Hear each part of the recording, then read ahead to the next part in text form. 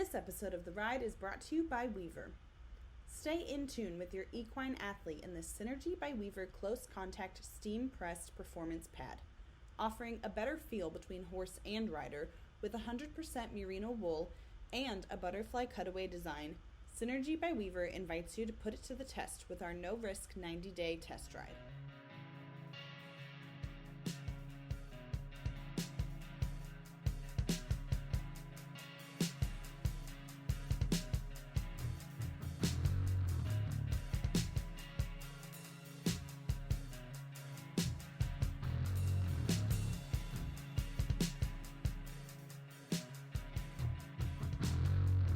Everyone, and welcome back to another episode of The Ride. This is Jillian introducing our guest, Lisa Gentile, who is a horsemanship trainer who specializes with problem horses and colt starting, along with the ranch versatility. She's developed her natural horsemanship methods by becoming a Ken Mcnabb master certified trainer, and she's worked with him quite a bit, and along with a few other ventures throughout her career. So before I give everything about her away, let's get started. Thank you so much for being here, Lisa. Would you mind just telling us a little bit more about yourself? Yes, thank you so much for having me. I so appreciate it. It's definitely an honor. I'm super blessed to be here. I'm a full-time trainer. I'm back living in Massachusetts. I was in Wyoming on and off for a very long time with Ken Mcnabb and his family. They're like a second family to me. So I was training out there for him, traveling and teaching, and now have kind of moved home and doing about the same throughout Massachusetts. So I am primarily doing training horses, all different types. It just kind of depends. But this year mostly has been a lot of starting colts out, and then working with, since everybody's just a tad closer than Wyoming, I get the opportunity to travel farm to farm. So I travel a bunch, working with clients and their horses, and kind of building a very specialized and individual program for them that they can work on. And we kind of visit, sometimes once a week, sometimes 1 to 2 weeks, as well as having horses in for training. So the game's kind of changed for me a little bit moving from Wyoming to here, but it's been really fun because I feel like I've been able to help so much, so many more people on a daily basis versus than just like a 3-day clinic, or a certification program. So it's been really awesome. And I'm still trying to get back on board with clinics. Of course, everybody's had a few hard year or two. So, everything's kind of changed. But it's been really good. So that's kind of what I'm doing right now. And that's been really fun and just super different. So how did you get involved with horses in the first place? The shorter version is when I was younger, my parents had divorced, and when my mom had met my stepdad, we had moved closer to a farm, and I just had always wanted to ride. I mean, that was like at 5. And so we had driven down, and Jan Pitney, who is my second mom now, who actually I'm running my business out of her place. She's a 4-H leader. So that kind of led into one thing, of another, and the 4-H groups kind of would really get sponsored through different trainers and teacher, we're always doing some type of clinic monthly. And I had met Lynn and Hody Keels, who are 2 John Lyon certified trainers. So I started working with them, and then they're like, we got to have you meet Ken. He's coming to Massachusetts. This is like your next step. And, obviously years have gone on, I was working with them, and now I'm like 17, 18. And he's like, hey, you should move out to Wyoming. You know what I mean? I'm like, no way. So it all kind of I started saving my money and going through school. And after high school, I was a hairdresser actually full time. And I saved every dollar I could, and then did the certification program with him. And I'm like, I'm doing this.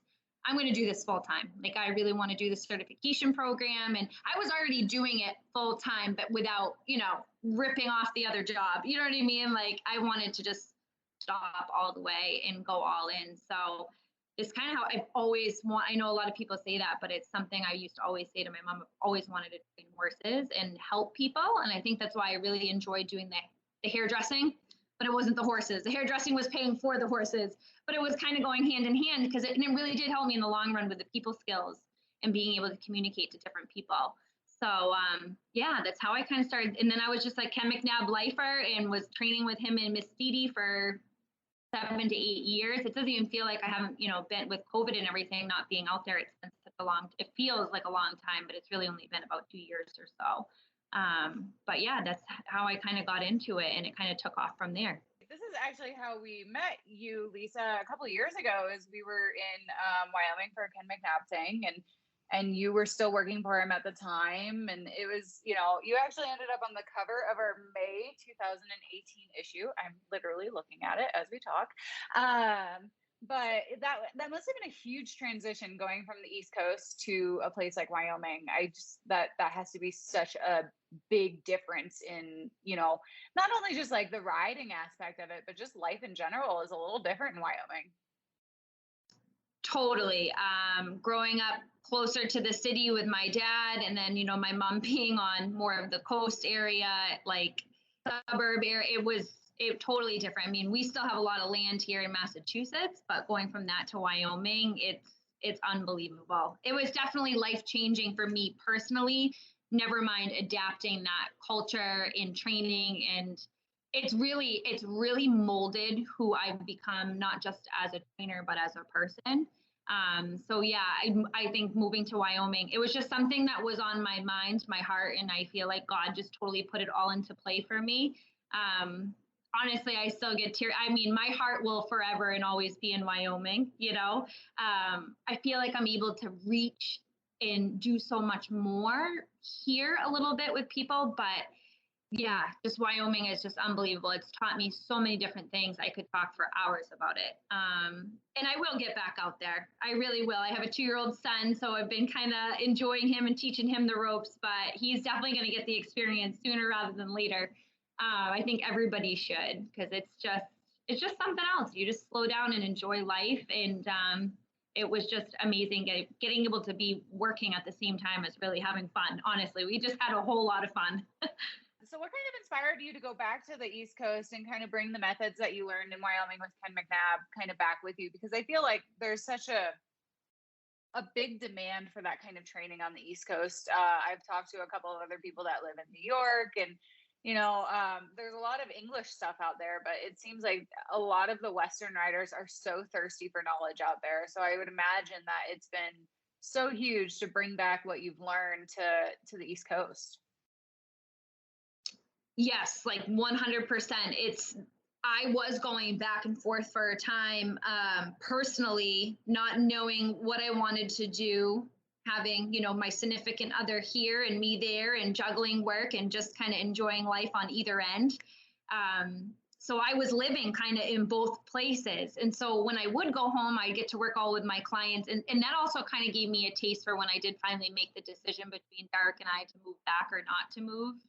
So when I started coming home, everybody would be like, can you do a clinic? Can you do lessons? I need help with this horse. And this person doesn't know, this horse is dangerous, and there's just so many different things that were just kind of completely ruled out. And there was nothing wrong with the way people were going about it, but I think people were never introduced to a different way, if that makes sense. And I think going from working for Ken, having my hands on hundreds of horses, I mean, hundreds, I can't even begin to say how many horses I got the opportunity to ride with him, just even for 5 minutes. So it was really interesting, I feel like, to take that experience and just kind of slowly break it down for people out this way. And you're right, they are thirsty for it. They want it. There's a lot of horses that are classified as dangerous or untouchable, or truthfully, it just didn't have a different approach. I think that there is a lot of people that actually do horsemanship on the East Coast. I think a lot of people train for themselves, not for the public. And so that was really interesting to kind of pick through that a little bit and try to make a program. How is this going to work where realistically these people probably don't need to put all their horses in for training because they're like 5 minutes down the road or 10 minutes down the road, and they want to be involved, where when we're in Wyoming, this horse gets chipped. We have them for 3 to 5 months. We don't see the owner until at the end, right? They can't just pop up at the barn and see what's going on with the horse. And, we did a lot of on the call discussion about their horse. So it was a huge transition, but at the same time, I really really loved the results because I got to be completely hands-on with the owner and the actual rider of that horse for the rest of its life. And for me, I hadn't had that offer. I did all the training for Ken and I worked with so many people, but I never really got to take it to that next level of like, I'm going to be in this person's life for a really long time in this horse's life. So that was really a lot more work, but a lot more rewarding to see these horses and owners grow together throughout the years, even after their 90-day session. So sorry, I know that's a little bit more in depth of an answer, but it's just a little bit closer of a relationship you build than just seeing this person and meeting them for 3 weeks in Wyoming, and then you don't really chat for years on end, you know? So I've just really enjoyed that, being a part of that. So yeah, I bet that's a whole new take on, you know, the training method and everything like that. Just like you said, being able to have the rider there and working with them, that makes such a huge difference, because in the end, that's who you're training the horse for. So that's, you know, a huge part of it. Do you think that you'll continue this, you know, going to other people's barns and things like that? Or like is that something you want to continue in the future, or will you go back to, you know, how your old ways? I will definitely continue this program. So far, it's really been working out. I would definitely love to kind of tack on at least 2 to 3 clinics a year, as well as hoping I can maybe choose 1 or 2 of Ken and Dee Dee's programs to still help out and be a part of that maybe down the road, whether it be a certification program or one of his 5-day clinics. I just enjoy going back out to where I love and where the inspiration is and kind of bringing it back too. So honestly, I did a lot of traveling that way as well as barn to barn, and then taking a handful of horses in has just really, it's kept me busy in a good way. So, and it keeps it interesting. I don't think I could do just traveling barn to barn and not take any horses in for training, because I just think it's nice to kind of have a little bit of both. So I'll definitely keep it where I'm at. I just would love to introduce, hopefully now that things have settled down for everybody, put a couple clinics on the books for next year, whether they be out of state or at my own place. Before COVID, I had done a lot of private clinics in 2019, like right before everything started happening. So that was really fun. And that was the first year that I had done so many. I was in New York, Western Mass. I went down to Georgia, primarily on the East Coast, but that was really cool too. So if I can kind of incorporate that in next year's schedule on top of everything else I want to do, I think would be the perfect plan. So you mentioned that like you've worked with a lot of problem horses, a lot of dangerous horses, which I hate to say the word dangerous because I don't think they mean to be dangerous. I think they're just put in situations that cause them to be that way. But what kind of like attracted you to that kind of horse? And I mean, it's, we talk with a wide variety of people, where we're talking with performance horse trainers that pick out prospects, before they're, even 1 year old. But then we also talk to people like you who work with these problem horses that may have been pushed aside by other horse trainers or people that wanted to do certain things with them. What kind of drew you to working with these kinds of horses? It's such an important part of the horse industry. That's such a great question. Truthfully, for me, I think it's just the expectation that people have for these horses is just not realistic. And I feel like going through all the years of learning from amazing people and continuing to learning, because I just always am like a sponge, is just, I would always hear like, this just isn't working out. And I would be like, okay. Or I would even hear Ken say it too. Like, well, how long have you had this horse? And they might say 5 months, which to me is like, 5 months is a long time in a way, but not in a way. And 5 months of doing what? You know what I mean? And I feel like you don't know a horse. And I know this is going to be, I'll try to shorten this one up, but you don't know where this horse has come from and how many programs this horse has had to ride or train to, right? It might have passed through 5 different trainers and now I'm the 6th trainer. It's amazing to me how horses can just constantly be changing their education like that, right? Maybe this guy, Larry, asked for lunging this way and now I'm asking it for this way. And this horse is expected to just jump on the train and nail it every time. We don't do that, right? That would be like us going, having school in here and then going to France and going to college and then going to Mexico. Like our minds would be blown. And so I feel like what really drew me to these horses is trying to understand where they're coming from and knowing that the expectation that the human has isn't realistic and it's not fair. And I agree with you, Nichole, about this horse is dangerous. I think it's just that they haven't been able to get what they really wanted. The desire comes from the want, right? That's what gives you that passion and that urge to really build this relationship with this horse. But I think we are just so, as humans, so rushy. We want it now, we want it perfect, and we want to move on. And that's just not every horse. Some horses are amazing, and you're like, wow, I can't believe I'm riding this colt out on the trail, 10th ride, like it's been doing its whole life. Then you have other horses that you're like, wow, I don't even know if I'm getting out of the round pen in a month. And you're thinking, Miss Susie might not be too happy with me when I call her and this is the second month of training and I'm just walk trotting this horse because it's so scared out of its mind that I can't push this horse right now. And so that's what really just keeps me up late at night because I'm always thinking of how can I do this? How can I change this? And how can I do better? And I think the biggest picture and the answer to that is just being able to have sick expectations and ultimately each goal, everybody should just try to make that horse just a touch better than when you found him that day and just be able to commit to the change, right? You just have to commit to the process and be able to accept that some change takes longer. And so, yeah, that's how I really, really enjoy it. And have just, honestly, it's been my huge passion and to be able to teach people like that. Because I don't think people realize that you're not going to get this, $3,000 horse and it's going to ride for like an $80,000 horse.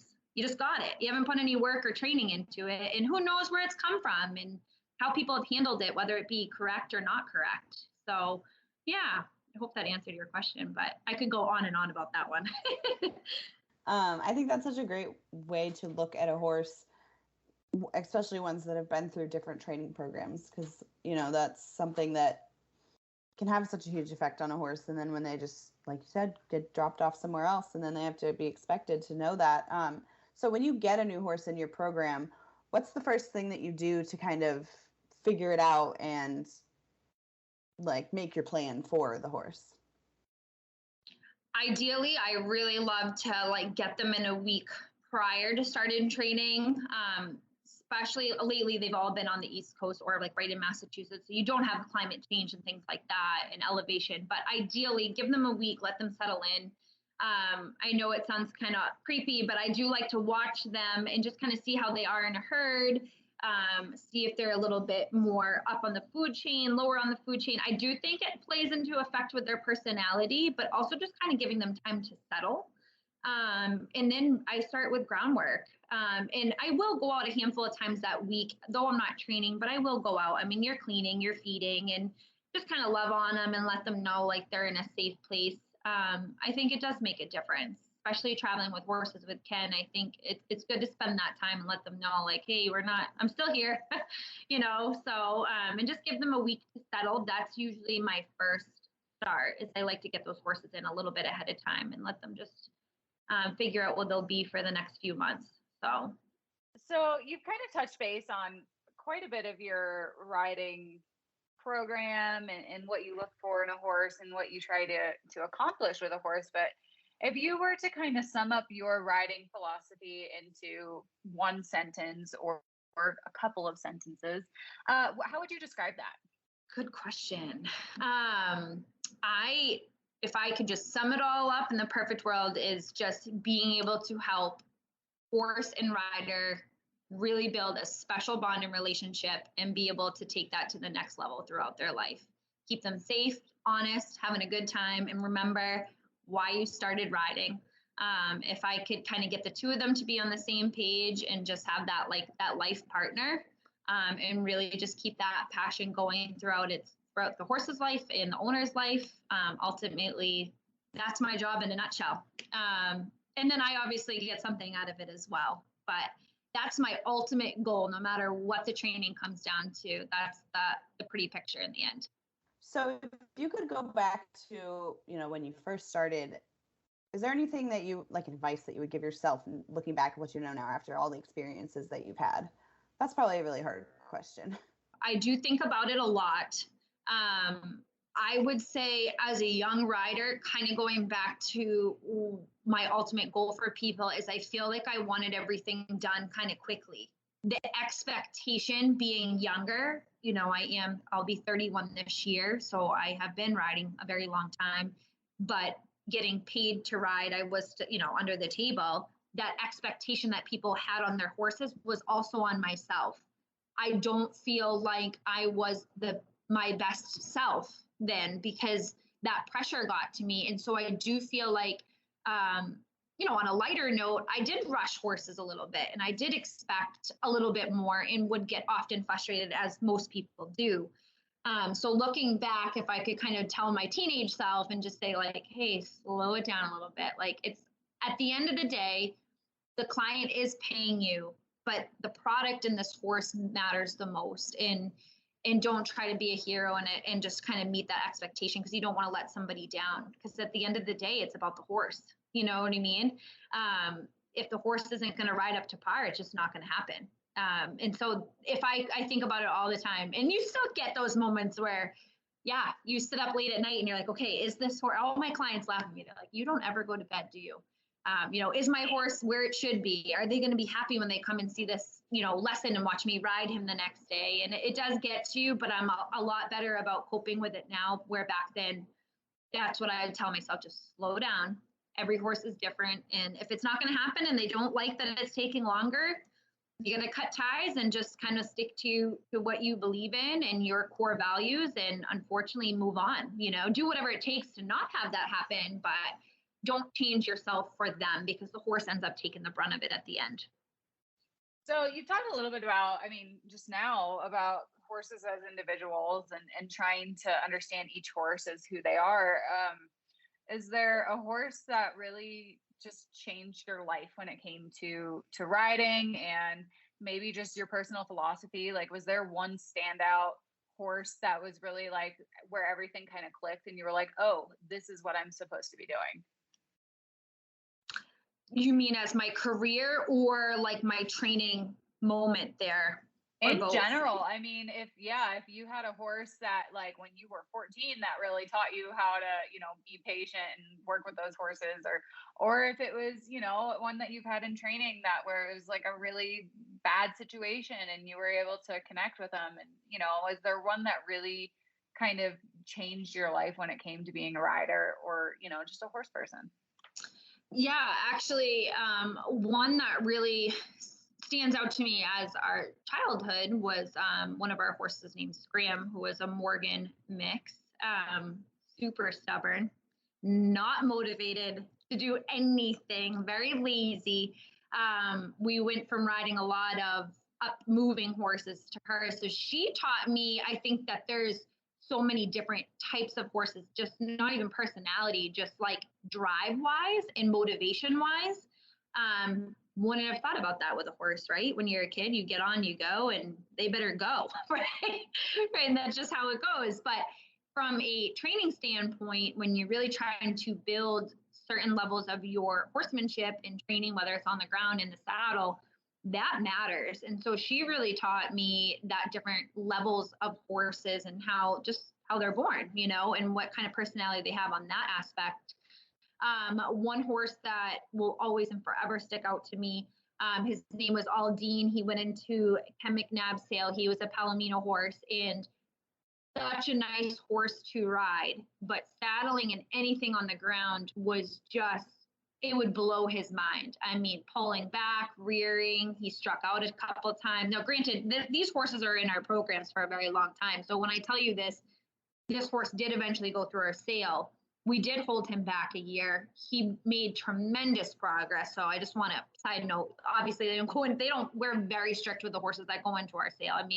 They make one false move the day before, they're out. No ifs, ands, or buts. It could be the smallest thing. If they can't handle the pressure of the sale, they get pulled. Which is sad, but it's, we have to do the best for our product. So this horse, really struggled with just everything, any touching sensation. And it really taught me to kind of slow down and just realize how tedious of a task it was. And that really hit home for me when it came to being able to teach our trainers, as well as my personal clients now being back on the East Coast, about the time it takes and being able to really ask yourself, are you ready to do what it takes? And are you ready to get on board with this process? Because this horse, when I tell you, I mean, I sacked him out to everything under the sun. Saddling him, he still would have a huge watermelon under his back. And I knew in that moment he wouldn't buck with me. I would just act like it wasn't even there and hop on him. But it took me a very long time to be like that and to not be anxious around him, because he was so anxious. He was that type of horse that would make you second guess yourself. And it took me a lot to, in that year, I really was like, I have to train myself to emotionally disconnect from them. And I know a lot of people say that, right? It takes a lot of your mind is a muscle. You got to work it every day. And I always have to be able to take the emotions out of it and just stick to what I know, keep my head down, and just take the time it takes. And for that horse, man, every day, like if I had a bad day, I wouldn't ride him or work with him because he was that sensitive. So that was super eye-opening to me. I mean, one of the most sensitive horses I've ever met. Now, he probably had a little bit of a rough past, or somebody skipped a few steps along the way, but he was so sensitive that it made him like that. At the end of the day, he went through the sale, best horse I ever rode. And he actually had a slight little injury the day before. Go figure, after all these years of working my tail off for him. But there was a guy that watched me ride him. And I got my journeyman on this horse actually through Ken, and he came up to me and said, can I buy him after the sale? I love this horse. And I believe they still have him. He's in Colorado. So that, yeah. And I told I talked to this guy for hours. I felt terrible. I'm like, can I buy you a cup of coffee tomorrow? I'll tell you everything I know. But he was amazed, and he enjoys them and rode him who he was, and not try to make him anything different. Obviously did not allow any nonsense, because that's just not acceptable. But wasn't hard on him, took the time it took, and just understood he needed a little bit more time. And so that was a huge game changer for me in my career, is being able to really remember you have to take care of your mind, because they know what you're doing and they know what you're all about, and some more than others. So yeah, that was a highlight for me. So obviously Ken Mcnabb has been a huge part of your career and influencing you, and I'm sure you could talk for hours about that, but could you just tell us a little bit about your experience with him and just that whole part of your life and how it's kind of brought you to where you are? Yes. So yeah, Ken and Miss Dee have been such a blessing. I mean, they're like my second family. It's been a wonderful, crazy ride. I started training for him very young. A few of us interned and stayed on board. We lived in Level, Wyoming there. Before that, we were in Grable and got to travel quite a bit. So yeah, long story short, we always were traveling. We were traveling all over. Some of us girls and guys would go on different tours for different expos and clinics. And then some of us had ranch duties and training within that, as well as client horses coming in, plus our sale horses. So every day was a different day, as well as taking care of all our animals too, and just ranch in general. So it was amazing to me. I think what I learned the most with Ken, I mean, you're going to learn. So you just talk to him. He's like, I always call him, he's the walking encyclopedia. And I always laugh, or like a dictionary, like he really is, but you always learn so much from him.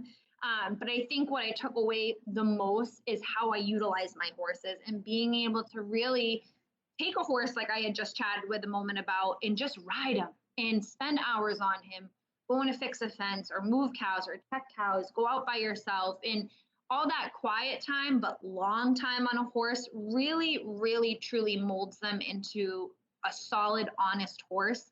And then so that is what I really took from being on the ranch. And I mean, my heart is, I just love it so much. I mean, anybody always says you're probably living in the wrong state. I know I am. My heart is always and forever in Wyoming, and they definitely have been a huge part of that and have grown that passion and love for it.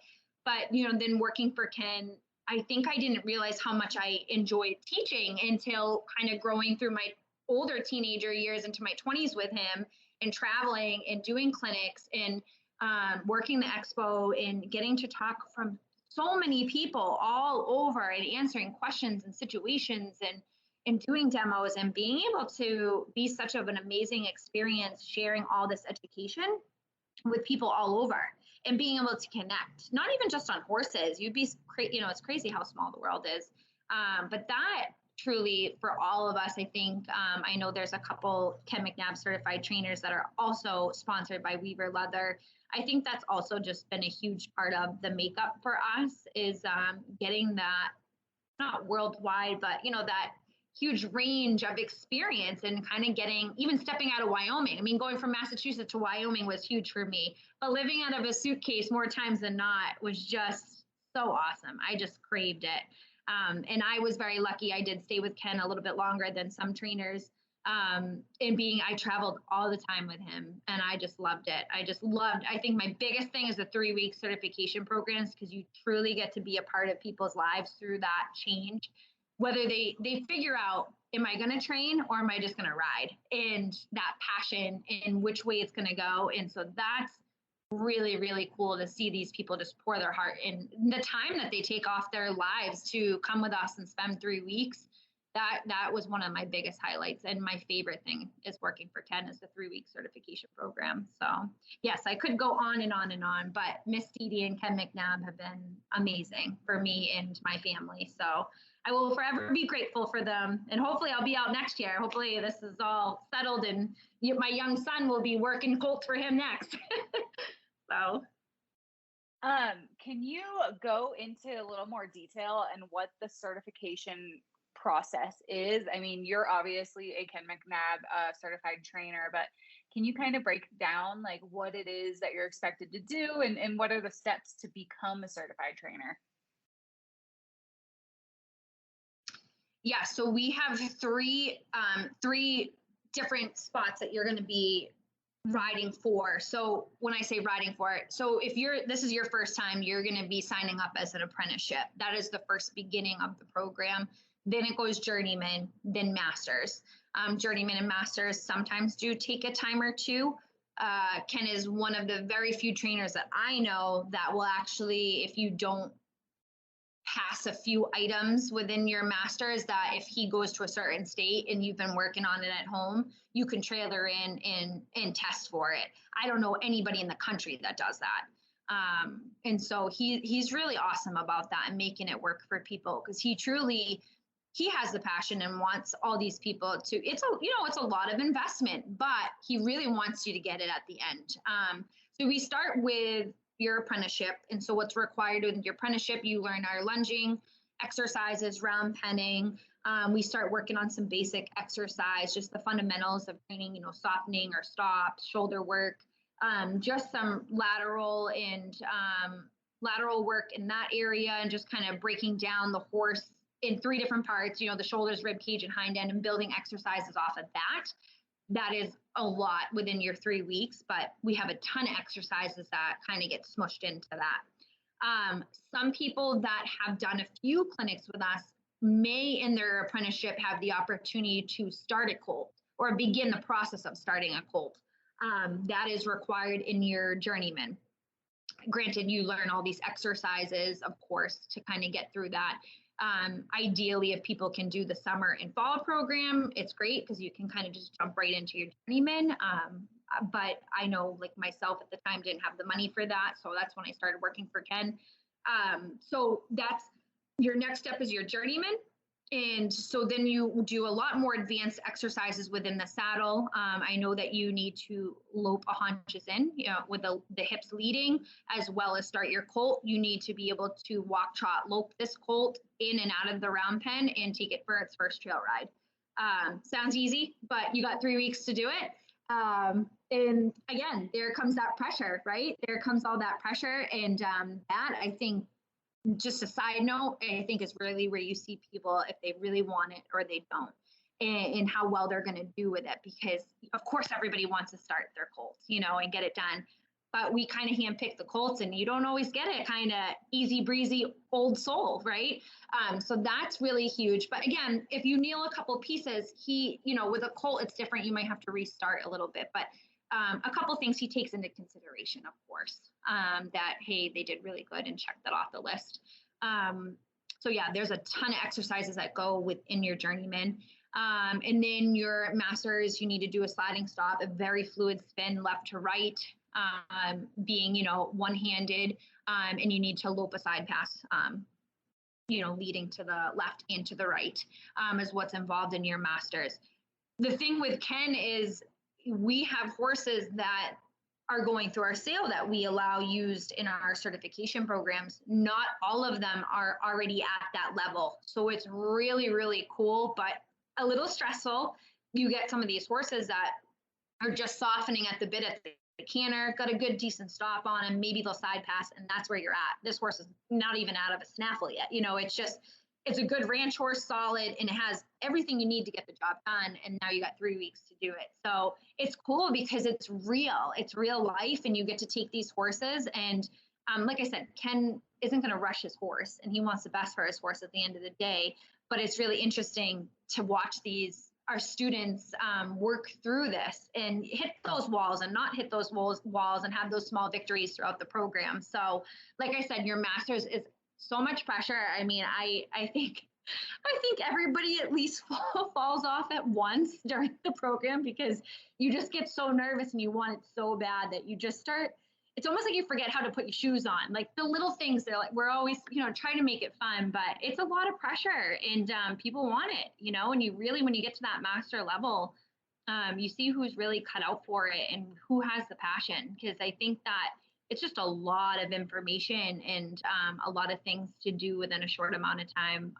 So like I said, Ken's wonderful. Like if, say myself, I had to, get a few things and I started working for him. I didn't get a free pass. I still had to get a horse up to par and pass a few things working for him. It actually took me over a year to get my masters working under him because every time I did get a good horse, they were going in the sale or we private sold them. And so it did take me a little bit to get there. But he is wonderful about that. And I think you can't find anybody like that. They want you to go through a whole nother program, so we've had a lot of people come in past their masters at different clinics along the way throughout the year, which is really fun to see how much work they put in at home too. So yeah, that's kind of how it breaks down in the different levels. Sometimes people will skip, like I said, from their apprenticeship to journeyman, especially if we built a training relationship with them. In the first week, if they can show us a few different exercises and they really are nailing it, he's awesome about that. He's like, all right, second week, you're going to pick a colt out. Let's see where you go from here. So that's been fun, a lot of fun. So that's kind of how it breaks down for his program. I would imagine that it is very nerve-wracking to be able to take a colt and in 3 weeks be riding in and outside of the round pen and trail riding. And because I broke many of performance horses. In fact, I have a yearling right now that I'm breaking out, next year. But I've never been told, okay, you have 3 weeks to have them loping in the arena in the round pen and going out on a trail ride nonetheless, or ranch, going out on the ranch. Like, what was that experience like? Because I can't really, think of a lot of people who are put in that kind of scenario. Yeah, it is a lot of pressure, and I'm so blessed. I feel like to be a part of it, and like I just love our certification programs. Like you guys are asking all the right questions today. Like I said, going back to what you asked me before, I would sit down with everyone. Granted, this is not my 3-week clinic, but Ken would leave me out there sometimes with like 5 people, and I'm like sweating because I'm seeing all these people getting on colts, and I'm like, all right, like I'm going to make mistakes too, as well as Ken. Everyone's human, but I'm like, one of them's got their spurs on. We're not putting spurs on for that colt. Like it's just, you start to, I always tell everybody, slow down, like forget the time frame and just read your horse and take the time because you're here, you're showing up. They're the ones that matter, not the certification. And I would always say that and take five, And so, it is a ton of pressure, but you would be amazed because you learn this different mentality. Like you might need this horse to go check on cows. You might need this horse to, like I was up on the mountain doing mountain pack trips and I had a couple horses that just got injured because they were, roaming free. And I remember one year I just had 2 colts It was like me and one other girl up there, and we just had colts to ride. And you do start to kind of get in your own head, and you're like, are they ready for this? But your mind and your expectation changes for them. And so I think when people start to realize, like, okay, this horse is capable of this, I'm not going to rush it, but it can be done, and just slow down and take each day by day. I think people are amazed with the amount of trust that's built within that horse and rider, and how once you're trotting, I mean, those suckers trot so fast, you're almost loping. Like it's that mentality that you just think the word lope, right? Everybody's just so scared of the word lope, but you realize that you're trotting so fast that when you actually lope, it's slower than trotting. And so just trying to really be a part of that and have people just laugh, just breathe, laugh, sing, whatever you got to do. It's honestly kind of, I call it my comedy act, colt starting, because when you're having fun, that's when the magic happens. So, but yeah, it's a lot. You see people really kind of hit their breaking point, and to be able to be there, hoping that I'm helping, not annoying anybody by any means, but to be a part of that experience is wicked cool. And I've experienced it firsthand. You know, being on some horses, especially at the expos with all that pressure, with all those people. So I totally get the pressure. So yeah, it's quite the experience. Yeah, it definitely sounds like it. And I mean, that sounds like just such a great experience for everyone involved. The horse, you, the people that are in the clinic. I just love the whole concept of everything. And so you've kind of talked about the different, how you learn exercises or you teach exercises. What are some of the ones that, like, if you can walk us through a couple maybe, that you think are the most beneficial or that our listeners would, like to hear about? I think the biggest one that we touch on throughout every single, like your apprenticeship, your journeyman, and your masters, is getting this horse to soften to the bridle. Whether it be off of 1 reins, 2 reins, because that is going to be kind of the root of all your exercises. So being able to get this horse to ride soft, moving forward, backwards, within your side pass, your shoulder work, your turnaround. And so really, it's something that is simple in the beginning, but it truly is the answer to a lot, right? That forward movement and that horse really just collecting and respecting that, building off that pressure, and keeping that softness and willingness to work through these different exercises as they get more involved. And so I think the biggest thing that I teach softness so much, especially being one-on-one with people lately this past year, is really getting them to understand the concept of it, because it's easy to say, it's so much harder to do, because it's your timing, your balance, your feel. And then a lot, you're like, what am I feeling, right? Because not every horse is soft. And so they might really give to that pressure like a nanosecond, and you got to be able to release. I think that's the biggest piece. And I know Ken would probably agree, going into more of our in-depth exercises, because it also teaches the rider how important that release is. That is your horse's payday. They don't have a reason to show up, and so being able to ask a horse something, they get that release. Well, it does start somewhat in the bridle. You're using your body and your leg position to get this horse to ride forward, and you're asking them to respond when you pick up on that rein. But being able to teach, of course, our riders, off of just 1 rein, now off of 2. Now we're going to implement moving just one body part, like the rib cage, like the shoulders, the hips, and breaking that into very small, easygoing exercises before we take it to the next level and add speed to it.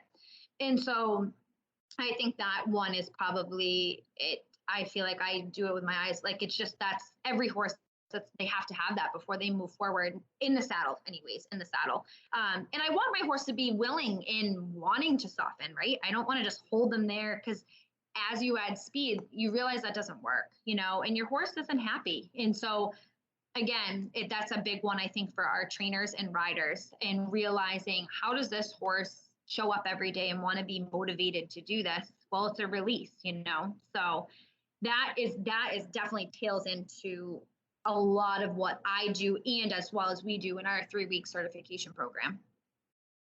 It sounds like such an extensive program, and such a great way to get such a, large, expansive horse knowledge, where you're just working in so many different areas, and you're doing ranch work and you're having to use your horses for very functional purposes, but then you also are doing these sales and doing these clinics and going to these expos. And I mean, it just sounds like there's something different to do every day when you were doing what you were doing in Wyoming.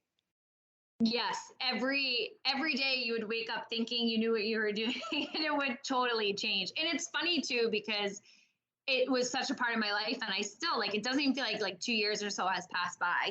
Obviously Travis has been another adventure of my own, and I'm very blessed, but I crave being out there. So I'm super psyched to like jump on a couple of clinics or so, because like I said, it is such an intense program, and I just love it because it really, I'm learning too, or when I'm teaching, it's such a responsibility.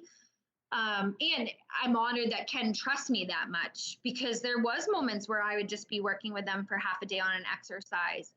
And so I do want to get back to that. It's been a lot more pressure. Actually, I didn't think that would be possible, but being by myself, not having somebody else to be like, hey, watch this horse real quick for me, or watch this owner. This rider, I can't quite pinpoint what they're doing wrong in that moment. And so that's been really interesting, kind of flopping from our certification program, because now I feel like the 3-week program, I thought that was intense, but now I'm building like these life-changing, like years of a program. And people constantly, so what's next? What are we doing next? And so that's been really interesting. And Derek, my boyfriend, will laugh because he's like, you have like these little plans for people. How do you keep it all straight? But you don't. You just watch people where they're at, and then you kind of go from there. And so I'm so thankful for the opportunities I constantly have with Dee and Ken, because it's really built me up to now, like, these people are relying on me. Like I said, like, they're not just seeing me for 3 weeks and going home. They're in my backyard, and so that's been a lot of pressure, but a little nicer because you can take it down a little bit slower, if that makes any sense. Absolutely. Well, we've been chatting away for an hour, and I'm sure that we could keep talking all day, because I just love listening to you talk, because you can tell that you are so passionate about what you're doing, and there's a true love for the horse, which I always appreciate when I get to talk to people that have that feeling, where they get excited talking about horses and what they can do with them and for them. And before we leave, though, can you tell us where our listeners can find out more about you, follow you on maybe some social media? Yes, I am on Facebook. If you just go to Lisa Gentile Horsemanship, that's my page, and that is also the link to my Instagram is right on there. I don't have a website, but I have my number and email. I have a lot of people reach out through Instagram, a lot of messages and stuff. And honestly, I meet up like this on my cell phone. Sometimes I do Zoom chats with people too if they have questions. Try to go live. This month's been a little hard for me just with it being so hot and just trying to wrap up some training horses and enjoy the summer, but I'll definitely be on there a little bit more with some live chats and topics. So they can definitely check me out there. Thank you so much for having me. I so appreciate it. Like it really means a lot. So this has been fun, because I could chat all day too. You could definitely keep me on here for a long time.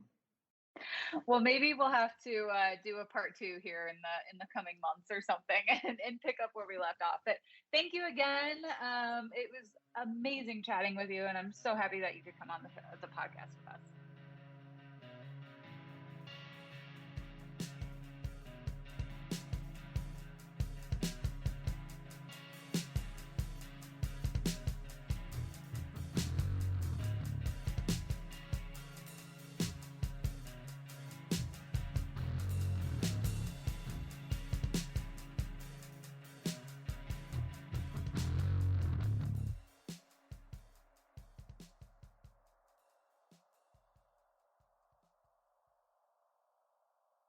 Thanks again to Weaver for sponsoring this episode of The Ride.